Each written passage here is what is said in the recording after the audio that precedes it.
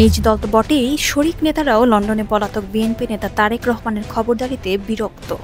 তারেকের হঠকারিতা, অদূরদর্শী নির্দেশনা যে কাজে আসছে না, দাবি আদায় হচ্ছে না, বারবার হোঁচট খাচ্ছে আন্দোলন, এসব তুলে ধরেছেন তারা। জোটের শরিক একটি ইসলামী দলের নেতা তারেককে ডামি নেতা বলেও উপহাস করলেন। গত সপ্তাহে জুম মিটিংয়ে সে নেতা ক্ষোভ উগরে দিয়ে বলেন, বিএনপি ডামি নেতা দিয়ে দল চালায়। আমরা এমন নেতার নেতৃত্ব চাই না।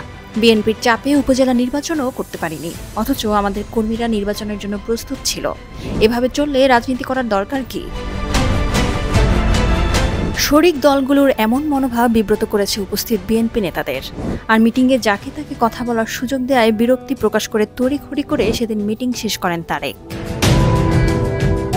শরিকদের এক নেতা বলেন, সভায় আমরা অনেক পরামর্শ দিই, কিন্তু বিএনপি নেতারা এসব কানে তোলেন না। তারা নিজেরা কোনো পরামর্শ দেন না, তাকিয়ে থাকেন লন্ডনের দিকে আর তারেকের কথায় হুজুর হুজুর করেন।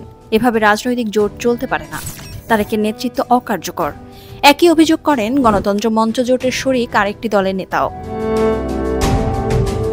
শরিক নেতাদের মতে রিমোট কন্ট্রোল দিয়ে লন্ডন থেকে আন্দোলন চালানো যাবে না।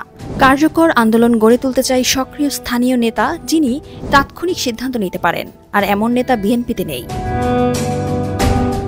বিএনপি যদি জোট টিকিয়ে রাখতে চায়, তবে তারেক রহমানের বিকল্প কাউকে নেতৃত্বে আনতে হবে, নইলে জোট ভাঙতে সময় লাগবে না।